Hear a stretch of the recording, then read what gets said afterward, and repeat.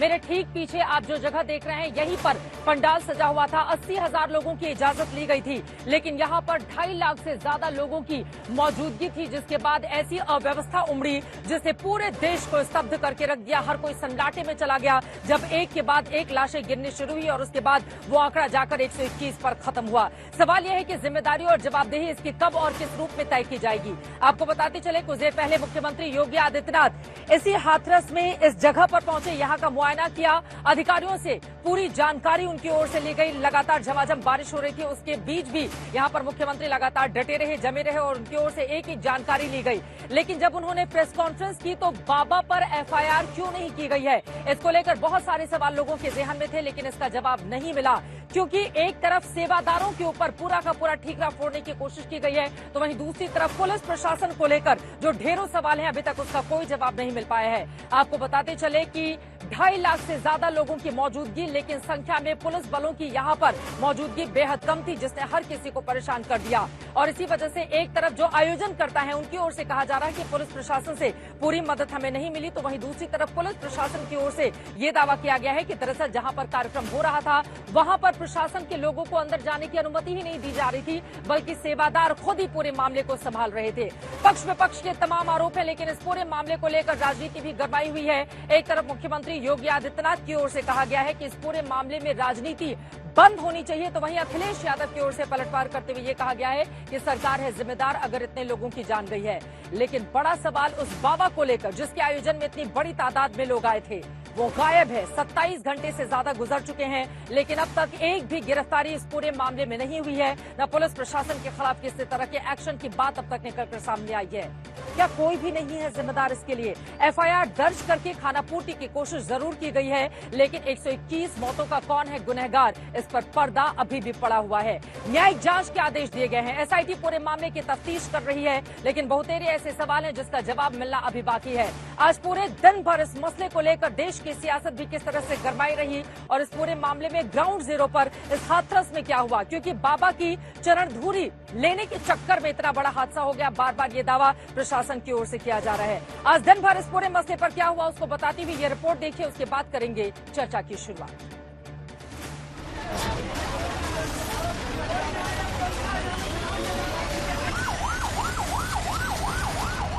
हाथरस में एक सत्संग के आयोजन में भगदड़ ने 121 लोगों की जान ले ली। अस्पताल लाशों से पट गए, माहौल चीत्कार से गूंज उठा। मरने वालों में ज्यादातर महिलाएं और बच्चे हैं। मरने वालों में उत्तर प्रदेश के 16 जिलों से आए लोगों के अलावा मध्य प्रदेश, राजस्थान, हरियाणा के भी लोग थे। हादसे के बाद घटनास्थल के हालात बताते हैं कि हादसा कितना दर्दनाक था।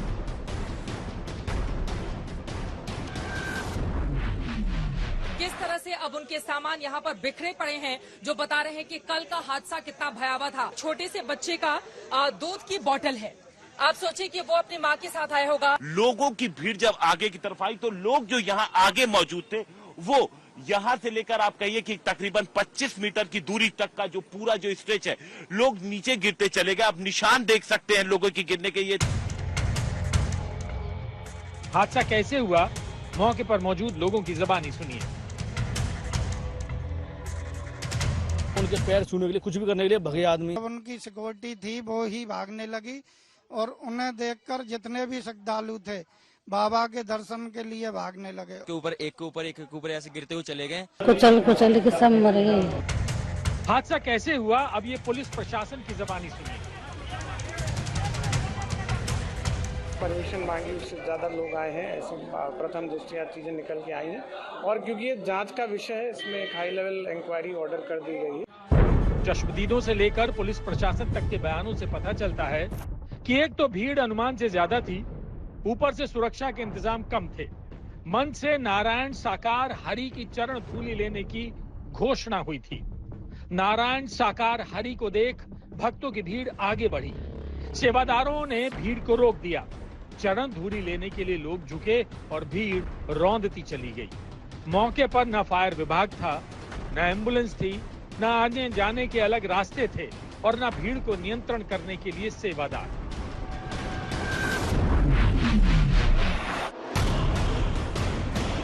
बाबा ने कहा कि मेरे चरणों की रज लेके जाना और ले जाके अपने घरों में किसी को भी प्रॉब्लम हो उसके माथे पे लगाना, उससे उसकी समस्या सॉल्व हो जाएगी। तो उसके बाद लोग उनके चरण की धूल लेने के लिए एक हादसे के बाद पहला मुकदमा हाथरस के सिकंदराराव थाने में दर्ज हुआ। आरोपी मुख्य सेवादार देव प्रकाश मधुकर के अलावा अन्य आयोजक और सेवादारों को बनाया गया। तहरीर में जो बातें लिखी गईं उसकी बड़ी बातें थीं। इजाजत 80,000 भीड़ की मांगी गई और 2.5 लाख लोगों को जुटाया गया। भीड़ के कारण जीटी रोड जैम हुआ, जिसमें पुलिस प्रशासन की टीम जुट गई। कार्यक्रम स्थल से प्रवचनकर्ता के गुजरने के बाद भक्त उस मार्ग से धूल समेटने लगे। आगे बढ़ती भीड़ को डंडों से लैस सेवादारों ने जबरदस्ती रोक दिया। भीड़ बेतहाशा बढ़ी तो नीचे झुके लोग दबने और कुचलने लगे। जीटी रोड के उस पार 3 मीटर गहरे पानी भरे खेतों में सैकड़ों लोग दब गए। आयोजकों ने घायलों के सामान फेंककर साक्ष्य छिपाने की कोशिश की। इस एफआईआर के मुताबिक आरोपी नारायण साकार हरि नहीं थे, जिन्होंने भक्तों को चरण धूलि समेटने के लिए कहा था। वैसे सूबे के मुख्यमंत्री ने कहा है कि पूरे मामले की जांच के लिए एडीजी की अध्यक्षता में एक एसआईटी बनाई गई है। साथ ही हाईकोर्ट के रिटायर्ड जज भी जांच करेंगे। हादसे पर सियासत क्या है? इस लापरवाही की वजह से जो जाने गई हैं, उसकी जिम्मेदार सरकार है। घटना घटित हुई है तो इसके पीछे हादसा नहीं तो साजिश किसकी है? ये तो उत्तर प्रदेश सरकार को करना था। घटना दुर्घटना है या साजिश है, इसकी निष्पक्ष जांच तभी हो सकती है जब एक हाईकोर्ट के जज से जुडिशियल जांच हो। कौन इसके पीछे है? पूरे देश में जिस तरह से बाबा बाजार विकसित हो रहा है, अनियंत्रित तरीके से धर्म के नाम पे धंधा चल रहा है, इस पर रोक कब लगेगी? हादसे की जड़ में क्या? जड़ में है ये शख्स जिसका नाम है सूरजपाल सिंह, अब नारायण साकार हरि, तो कभी भोले बाबा कहते हैं। ये खुद को सर्वशक्तिमान हरि का शिष्य बताते हैं। मानवता, सदाचार, भाईचारे का संदेश देते हैं, लेकिन सन्यासी नहीं, सेलिब्रिटी जैसा जीवन शैली बिताते हैं।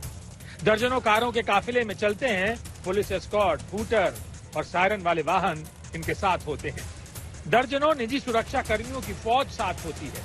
सत्संग में ऊंचा मंच होता है, सीढ़ियां होती हैं, बैरिकेडिंग होती है। मंच के नीचे सिक्योरिटी वाला एरिया बनाया जाता है और सामने भक्तों का पंडाल होता है, जहां भजन प्रवचन पर भक्त झूमते हैं। कई बार सूबे के मुख्यमंत्री रह चुके भक्त भी इनके पंडालों में जयकारा करते नजर आते हैं।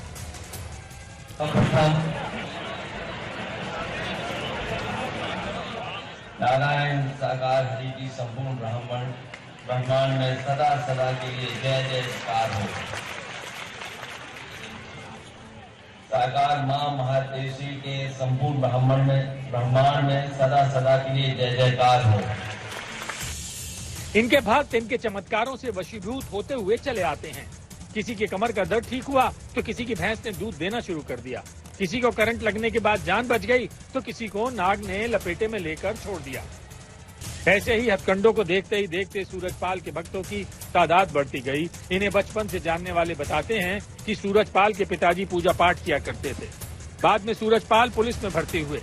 1997 के आसपास नौकरी छोड़ सूरजपाल ने बाबा वाला काम शुरू किया। देखते देखते बहादुर नगर में जहां झोपड़ी हुआ करती थी, वहां सूरजपाल का महल खड़ा हो गया। काम आगे बढ़ा तो मैनपुरी में 30 एकड़ का नया ठिकाना बनाया। आज उस ठिकाने की हिफाजत में उत्तर प्रदेश पुलिस की टीम लगी रहती है। लेकिन इतने बड़े हादसे के बाद सूरजपाल कहां है, ये यूपी पुलिस को नहीं पता है। हाथरस से चित्रा त्रिपाठी, हिमांशु मिश्रा, श्रेया चटर्जी और मैनपुरी से संतोष कुमार के साथ आज तक ब्यूरो। क्या देखा था अपनी आंखों से? कल क्यों मची थी भगदड़? बाबा निकल रहे थे और उस समय भगदौड़ मच गई। एक दूसरे के ऊपर लोग चढ़ गए और उस समय लोग मर गए। लोग अगर स्वास्थ्य व्यवस्थाएं अच्छी होती सिकंदराव में, प्रशासन ने सही हिसाब से काम किया होता तो कुछ लोगों की जान बचाई जा सकती थी। क्या होना चाहिए पूरे मामले में?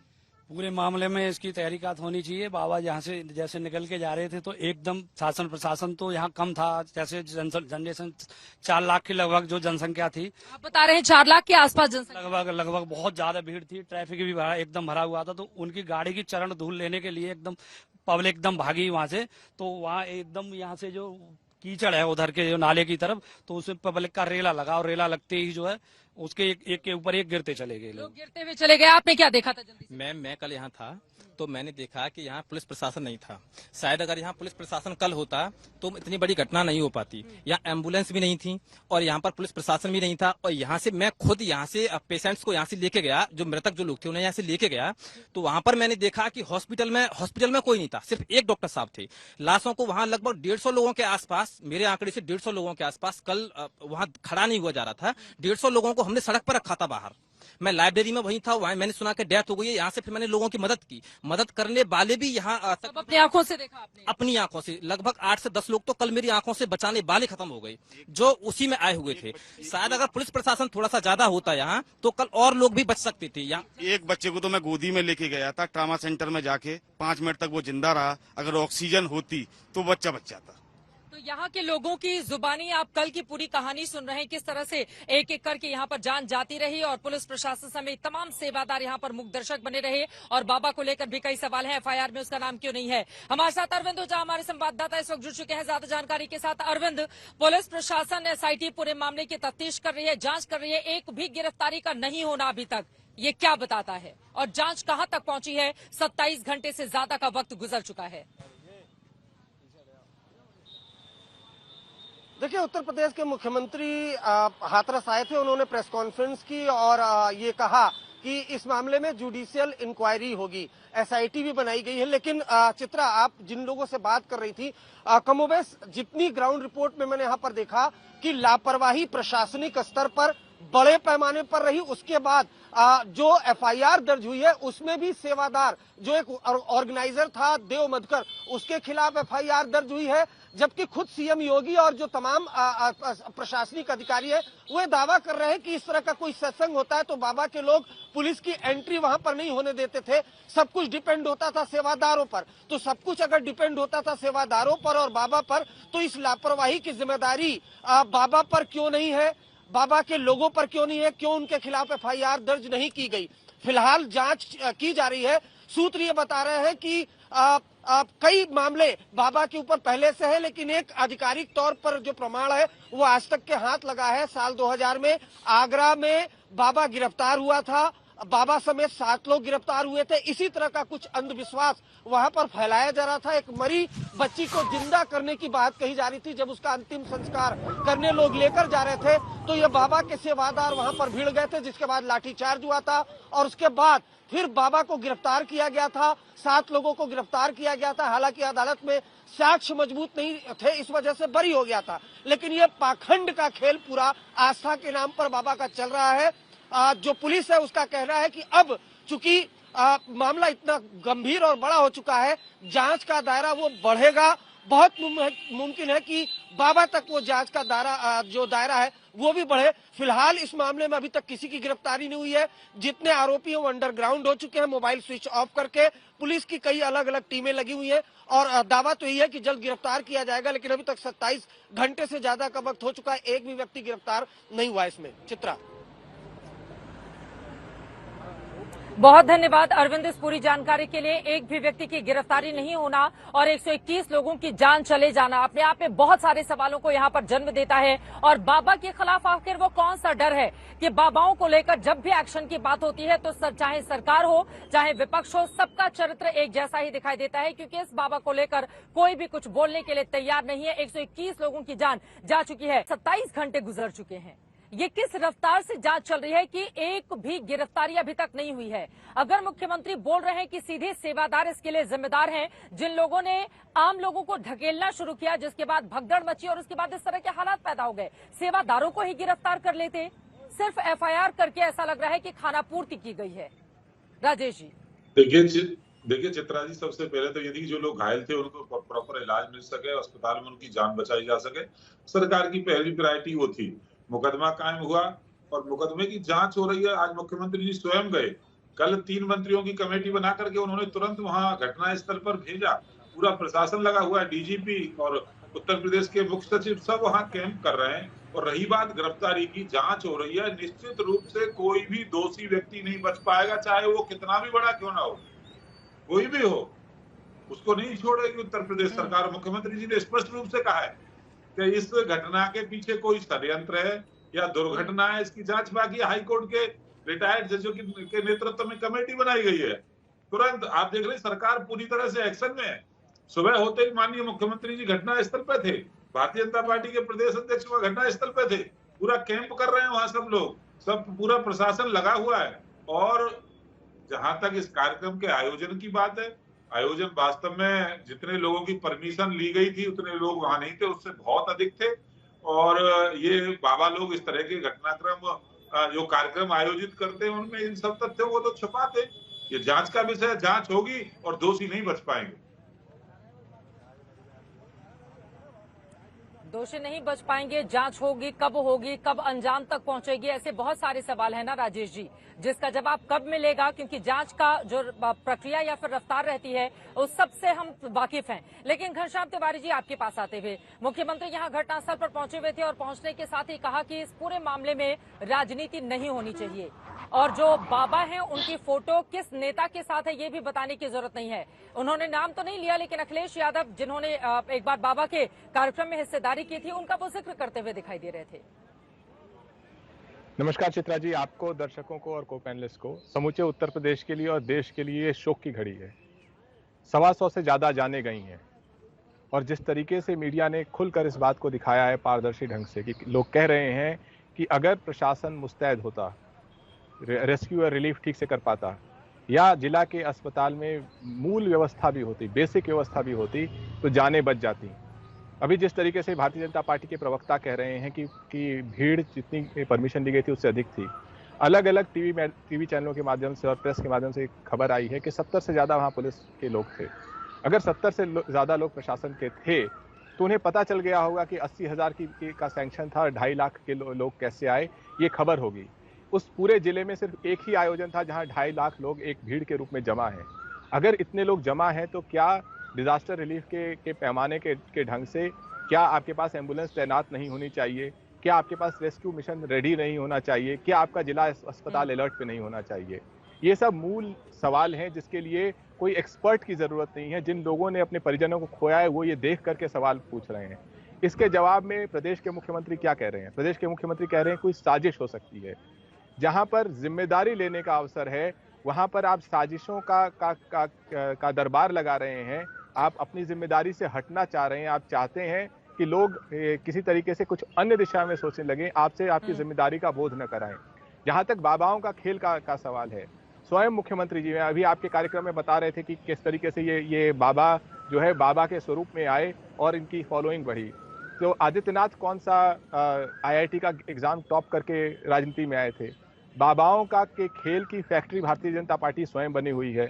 उसके सबसे बड़े ब्रांड एम्बेसडर आदित्यनाथ हैं, जिनको बहुत समय से टीवी पर बाबा ही कहा जाता है या योगी बाबा कहा जाता है। तो मुझे लगता है कि अगर आदित्यनाथ कहते हैं किसी बाबा को कि वो बाबा जो है उसके बैकग्राउंड की जांच होनी चाहिए, तो आप तमाम लोगों की जांच कराइए। आदित्यनाथ जी का भी बैकग्राउंड देखिए कि वो कौन सी सामाजिक सेवा करके राजनीतिक सीढ़ियां चढ़े हैं। हमारा देश आस्था का देश है, हमारा देश अध्यात्म का देश है। बहुत सारे लोग प्रवचन करते हैं, उनके साथ लोग जुड़ते हैं, लेकिन अगर परमिशन गलत दी जाए, उसमें प्रशासन मुस्तैद ना हो और अस्पताल में डॉक्टर तैनात ना हो, जाने जाती हैं, तो पहले जिम्मेदारी लीजिए बजाय इसके कि आप राजनीतिक दोष मढ़ें, आप किसी तस्वीर का जिक्र करें या बताएं कि ये साजिश है। यहाँ पर आपके सामने जो प्रत्यक्ष दर्शक हैं, किसी ने भी नहीं कहा कि ये साजिश है, सबने कहा कि प्रशासन दोषी है। ठीक है, इस पर जवाब दे दीजिए राजेश जी, उसके बाद मैं बाकी लोगों के पास जाऊंगी। राजेश चौधरी जी, जहां तक बाबाओं पर कमेंट कर रहे थे समाजवादी पार्टी के प्रवक्ता, तो सबसे पहला फोटो तो अखिलेश यादव जी का ही आ रहा है। कैसे महिमा मंडन कर रहे हैं जैसे उनके भगवान हो वो बाबा। जिस बाबा की आलोचना कर रहे हैं, जिस धर्म की आलोचना कर रहे हैं, और समाजवादी पार्टी की ये रुचि है कि हिंदुत्व के जो लोग हों, साधु हों, सन्यासी हों, तपस्वी हों, उनका अपमान करना इनका बहुत इनका शौक का काम है। उन्होंने तुरंत कमेंट किया योगी आदित्यनाथ जी में। योगी आदित्यनाथ जी उत्तर प्रदेश जैसे सूबे के मुख्यमंत्री हैं, उन्होंने अपना जीवन धर्म के लिए, समाज के लिए, संस्कृति के लिए समर्पित किया है। ये हमारे लिए गौरव की बात है। आप उस पर कमेंट कर रहे हैं और आप खुद ही जाएंगे, आपके नेता खुद जाकर के ऐसे महिमा मंडन कर रहे हैं जैसे भगवान का अवतार होकर के ये बाबा आया हो। तो ये इनके दोहरे चरित्र को दिखाता है। रही बात कार्यक्रम की, कार्यक्रम वास्तव में जितनी भीड़ वहां आनी चाहिए उससे अधिक आई। राजेश जी, एफआईआर में नाम क्यों नहीं है बाबा का? क्या वो जिम्मेदार नहीं होते हैं? अगर उनके आयोजन में इतनी भारी तादाद में लोग आते हैं तो सेवादारों पर सिर्फ ठेकरा फोड़ देने से क्या चल जाएगा? क्यों नहीं जिम्मेदारी जवाबदेही तय होनी चाहिए बाबा की?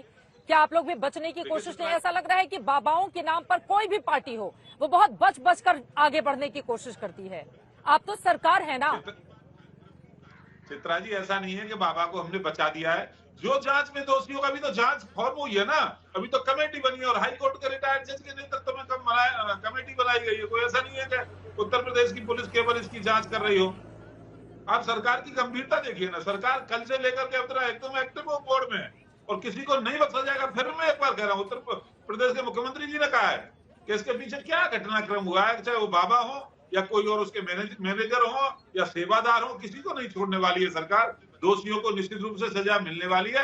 मैं तो केवल समाजवादी पार्टी का कैरेक्टर बता रहा हूँ। 27 घंटे गुजर चुके हैं, एक भी गिरफ्तारी नहीं हुई है। डॉक्टर विक्रम सिंह जी, मैं सीधे आपके पास आते हुए उसके बाद अपने पॉलिटिकल मेहमानों के पास लौटूंगी। विक्रम सिंह जी, 27 घंटे से ज्यादा का वक्त गुजर चुका है, न तो कोई सेवादार सामने आया है, न ही बाबा सामने आया है। उन लोगों की ओर से कोई बयान भी नहीं दिया गया है और चमत्कार के बड़े बड़े दावे बाबा की ओर से किए जाते रहे कि पानी पिलाकर आपकी बीमारी ठीक कर देंगे, इस चमत्कार से आपकी दुनिया बदल जाएगी, आपके जीवन में खुशियां आ जाएंगी।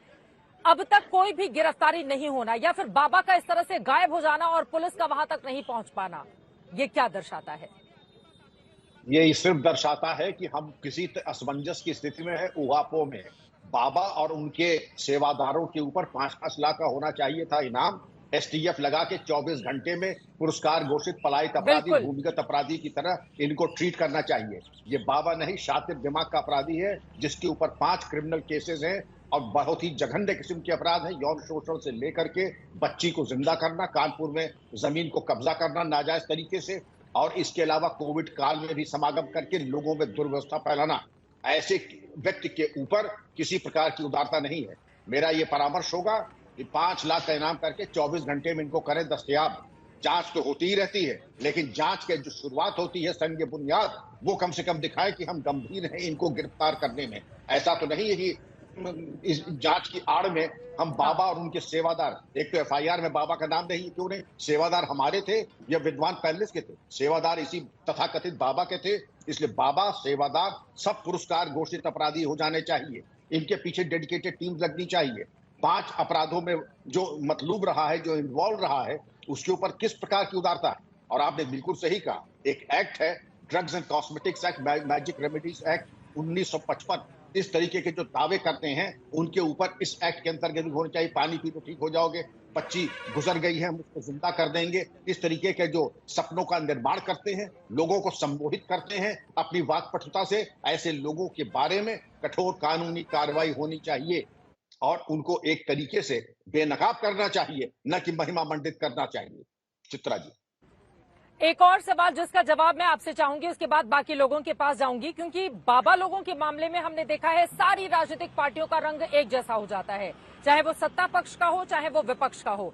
बाबा का नाम एफआईआर में नहीं है। सवाल सत्ता पक्ष से पूछा जा रहा है तो सेवादार की बात बार बार कही जा रही है। अखिलेश यादव बाबा के समागम में आते हैं, सवाल पूछा जाता है बाबा को लेकर तो उनकी ओर से चैनल को लेकर ही तमाम बातें कह दी जाती हैं। दोनों में कोई बड़ा फर्क दिखाई नहीं देता है। लेकिन मेरा आपसे सीधा सा सवाल है, 121 लोगों की जान के चले जाने के बावजूद आपने कहा ऊहापोह की स्थिति है बाबा को लेकर, उनके सेवादारों को लेकर, वो क्या स्थिति है जो सरकार को कड़े एक्शन लेने से अभी तक रोक रही है? क्योंकि अगर कोई और होता, जरा सोचे 121 मौतों का गुनहगार, तो फिर इस समय उसकी क्या स्थिति हो रही होती? चित्रा जी, 121 नहीं 127 मौतों का आंकड़ा हो चुका है। और ये मान के चलिए कि हंटर की चोट न सिर्फ सुनाई पड़नी चाहिए, दिखाई पड़नी चाहिए। और इनके ऊपर अगर पुरस्कार अब तक घोषित नहीं हुआ, एफआईआर में नाम नहीं आया, इससे साफ दिखाई पड़ता है कहीं पे निगाहें और कहीं पे निशाना। ये एक, मैं राजनीति से मेरा कोई वास्ता नहीं, मैं सबको प्रणाम करता हूं, मेरा विषय भी नहीं है, लेकिन कानून ये कहता है कि ऐसे इस तरीके के छद्मवेशी जो समाज के दुश्मन है, स्लो पॉइजन करते हैं, उनके ऊपर कानूनी कार्रवाई प्राथमिकता के आधार पर होनी चाहिए। यहाँ प्राथमिकता तो चित्रा जी छोड़ दीजिए, यहाँ तो लगता है कि मामला खल्त-बल्त किया जा रहा है, और खल्त-बल्त अगर किया तो ये और ज्यादा ये कॉम्प्लिकेट होगा। बेहतर ये होगा इन सब के ऊपर बाबा और सेवादार के ऊपर कार्रवाई हो और डीएम एसपी हाथरस के ऊपर कार्रवाई। ये कोई बहुत बड़ी चीज है, जांच जब होगी तब होगी। जब रिपोर्ट आएगी तब आएगी। लेकिन जो हैरानी इस बात की है कि अभी तक न कोई सेवादार सामने आया है, न बाबा सामने आया है, उनके बारे में कोई जानकारी, और 121 मौतों के होने के बावजूद अभी तक उन लोगों की ओर से दुख भी नहीं जाहिर किया गया है, क्योंकि उनका ये समागम था, उनका ये कार्यक्रम था। लेकिन उसके बावजूद आप अपनी पीड़ा व्यक्त नहीं करते हो उन परिवारों को लेकर जिनको आप मानवता का पाठ पढ़ाने के लिए यहाँ पर 2.5 लाख की तादाद में इकट्ठा किए गए थे। एक और सवाल का जवाब उसके बाद में रत्नाकर जी आपके पास आ रही हूँ। मेरा ये सवाल है विक्रम सिंह जी आपसे, पुलिस प्रशासन की चूक कितनी बड़ी यहाँ पर निकलकर सामने आई है, क्योंकि 2.5 लाख लोग यहाँ पर थे और बार बार अलग अलग आंकड़े आ रहे हैं, जिनमें से कोई 40 बता रहा है, कोई 70 बता रहा है, लेकिन इसी के बीच यहाँ पर पुलिस वालों की मौजूदगी थी और प्रशासन के लोगों को भीतर भी सेवादार नहीं जाने दिए। तो यहाँ पर कितनी बड़ी चूक पुलिस और प्रशासन के नजरिए से आपको दिखाई देती है? क्रिमिनल नेग्लिजेंस, भयावह चूक। इसमें रूल बुक का एक एक अंश तार तार किया गया। हर जिले में आंतरिक सुरक्षा योजना है और इंटरनल सिक्योरिटी स्कीम है। उसको अगर आप पढ़ लेते एक बार तो आप, ये 2.5 लाख की भीड़ अकस्मात तो आई नहीं है। इसमें कम से कम 6-7 घंटे लगते हैं। नेशनल हाईवे के बगल में आपका समागम स्थल है, वहां ट्रैफिक जाम हुआ, लोगों ने शिकायत की कि ट्रैफिक जाम हो गया है, लेकिन फिर भी इन्होंने कोई कार्रवाई नहीं की, रीइंफोर्समेंट्स नहीं भेजे। जो रेस्क्यू ऑपरेशंस होने चाहिए थे उसके एग्जिट और एंट्री रूट्स को चिन्हित नहीं किया, अस्पतालों को तैयार नहीं किया, इमरजेंसी मेडिकल इंटरवेंशन की व्यवस्था नहीं की। लुब्बे लुबाब चित्रा जी ये है कि इन्होंने ये रूल बुक में जो भी 1 से 18 तक के इंतजाम है उसमें एक चीज में भी काम नहीं हुआ और परिणाम आपके सामने है। ये अवॉइडेबल ट्रेजेडी थी, दुर्भाग्य ही है, ये अवॉइडेबल ट्रेजेडी थी, नहीं होनी चाहिए, लेकिन हमने इसको, जिसको कहते हैं, हमने दावतनामा देके इस मुसीबत को अपनी गोद में लिया है। और यही अपने आप में सबसे ज्यादा दुर्भाग्य इस देश के सामने पैदा करता है। रत्नाकर त्रिपाठी जी, अब आपके पास आते हुए, देखिए, जब भी बाबा लोगों का कार्यक्रम होता है उनकी ओर से सरकार को आश्वासन दिया जाता है कि भैया हम इतने लोगों को बुलाएंगे, हमारे तमाम सेवादार हैं, और कोई 1-2 साल से नहीं, सालों से वो इस तरह के कार्यक्रम लगातार बाबा करते हुए चले आ रहे थे। लेकिन यहाँ पर उनकी ओर से गलत आंकड़े पुलिस प्रशासन को दिए गए, जिसके बाद चूक का पूरा मामला। लेकिन अब न्यायिक जांच के आदेश दे दिए गए हैं, खुद मुख्यमंत्री ने इस बात की जानकारी दी, SIT पूरे मामले की जांच कर रही है।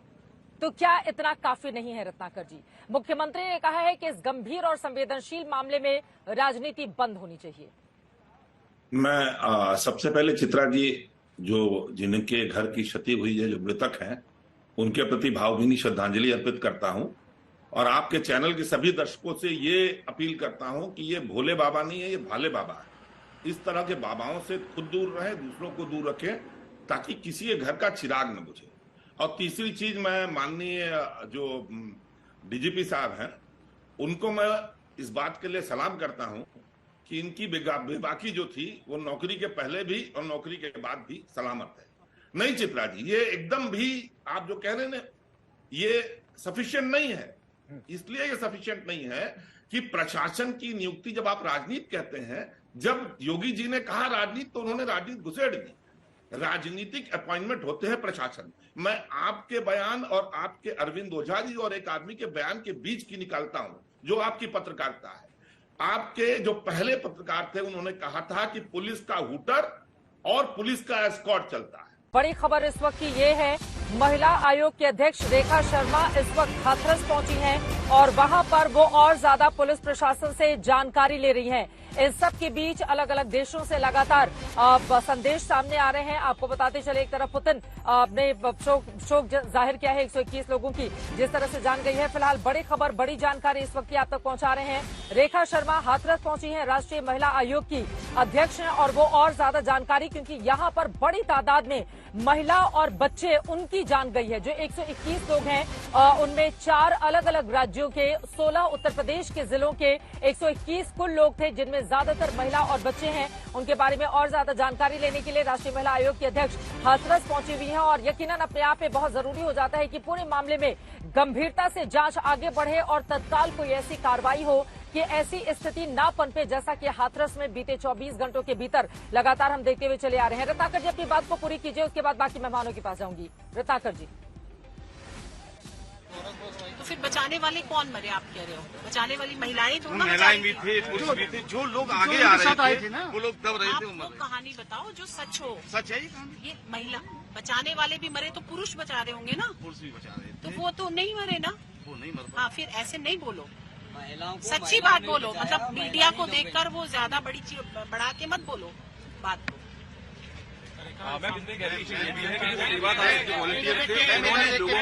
लाठियां मारी है महिलाओं को। मैंने सुना है वो जो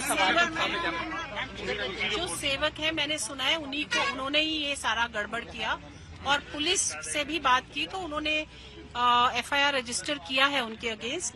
मैंने कहा है कि वो जो भी गुरु था उसके अगेंस्ट भी एफआईआर होना जरूरी है क्योंकि वही एक गलत काम कर रहा था, फोटो नहीं खिंचाता था ताकि सामने ना आ पाए, कोई एविडेंस ना आ पाए, लोगों के ये रखवा लेता था फोन्स वगैरह।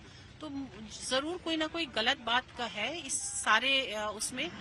क्या कोई सोची समझी स्कीम थी या क्या है वो पुलिस इन्वेस्टिगेशन में निकालेगी।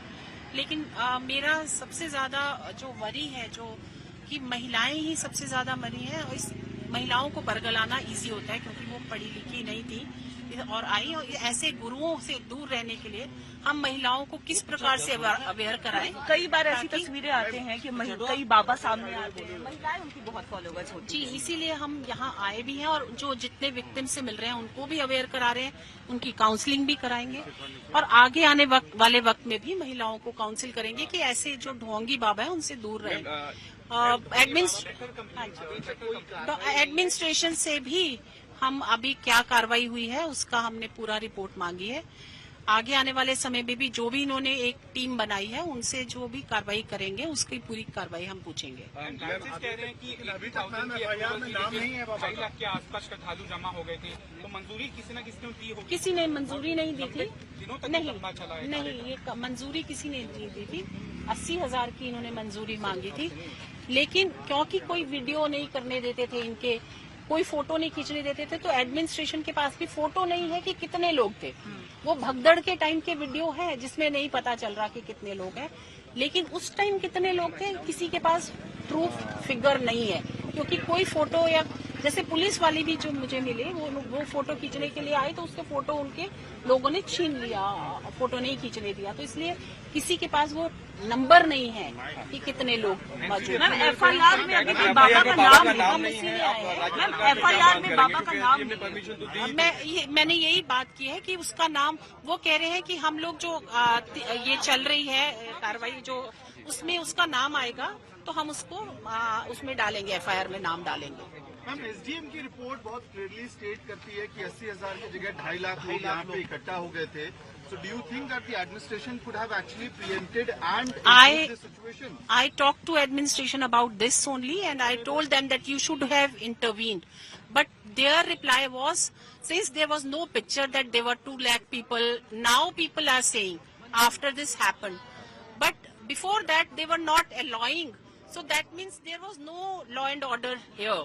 It was only that guru who was dictating the terms. यहाँ पर पुलिस की तैनाती थी, 72 पुलिसकर्मी तैनात किए गए थे और लोकल पुलिस की जिम्मेदारी होती है कि वो बताए कि भीड़ ज्यादा आ गई है। पुलिस को अंदर नहीं जाने दिया जा रहा था और उन्होंने कहा था कि इसके बाहर रह के पुलिस रह सकती है, अंदर जो है वो सारे सेवक काम करेंगे। ये भी कहा जा रहा है कि पुलिस ने जिम्मेदारी वॉलंटियर्स को दी हुई थी कि आप ही नहीं, पुलिस ने नहीं दी थी।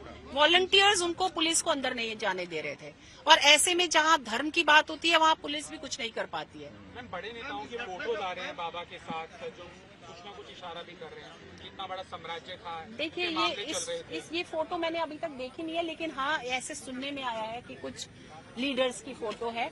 अब ये जो कमेटी जो इसके ऊपर इन्वेस्टिगेट कर रही है ये सारे क्वेश्चन भी करेंगे और उन लीडर्स से भी बातचीत करनी चाहिए।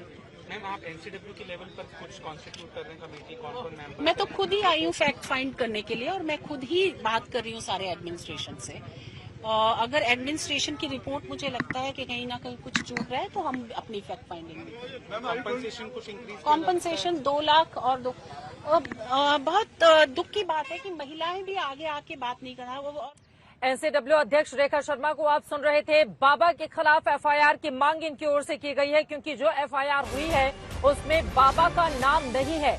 इसी वजह से जब इन्होंने स्थानीय पुलिस से जानकारी ली उसके अलावा तमाम बातों का जिक्र करते हुए चूंकि महिलाएं ज्यादा तादाद में उनकी मौत हुई है तो उनको जागरूक करने की बात करती हुई कि इस तरह के फर्जी बाबाओं के चक्कर में वो कतई नहीं आए क्योंकि उनके परिवार के भीतर इस वक्त क्या गुजर रही होगी वो महिलाएं ही समझ सकती हैं, जिन्होंने या अपना सुहाग खोया है या अपने बच्चों को खोया है या बड़ी तादाद में महिलाएं जो मारी गई हैं। लेकिन बाबा के खिलाफ एफआईआर होनी चाहिए। रेखा शर्मा को आप सुन रहे थे। अब बाबा के खिलाफ क्या एफआईआर होगी, क्या बाबा पकड़ा जाएगा?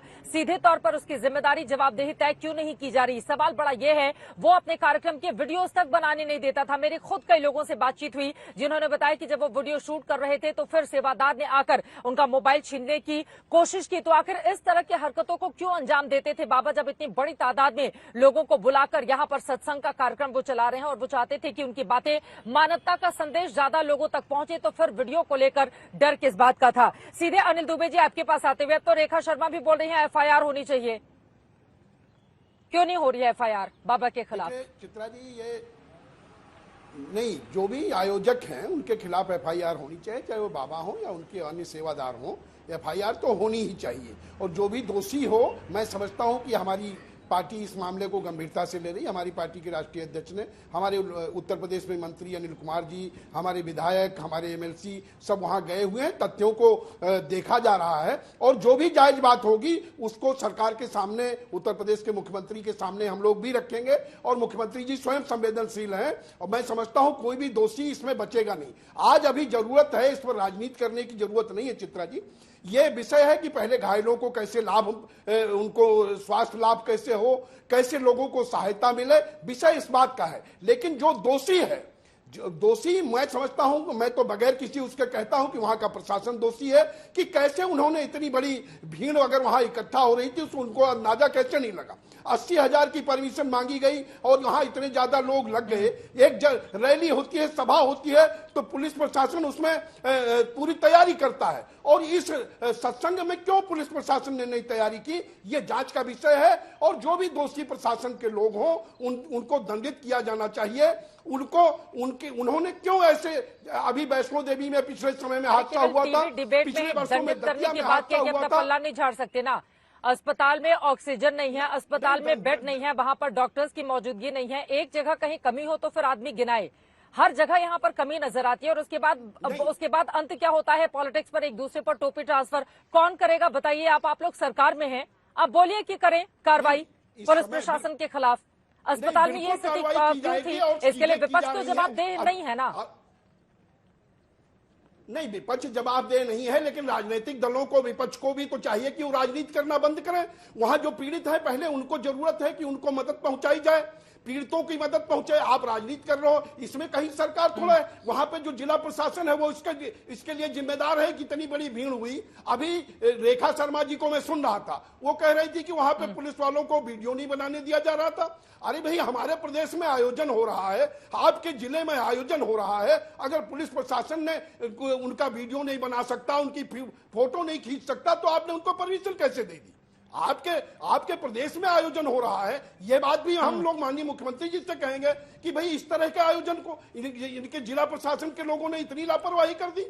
ठीक है, घनश्याम तिवारी जी, जल्दी से कार्यक्रम के आखिरी हिस्से में हम हैं। घनश्याम तिवारी जी, एनसीडब्ल्यू अध्यक्ष ने मांग की है बाबा के खिलाफ एफआईआर हो, क्या समाजवादी पार्टी भी मांग करेगी कि बाबा के खिलाफ एफआईआर दर्ज होनी चाहिए? देखिए, जैसा आपने कार्यक्रम में कहा कि ये कहा गया मंच से कि बाबा के चरणों की धूली ली जाए या उनकी गाड़ी की धूली ली जाए, ये कहना ही भगदड़ का आह्वान है। और मंच से कहा गया, और ये कहना कि हमारे पास फोटो वीडियो नहीं है। 70 के आसपास पुलिसकर्मी हैं या 40 हैं, जिसने जो भी कहा हो, आपके पास ये जानकारी तो होगी कि मंच से क्या कहा गया और कितने लोग वहां पर थे।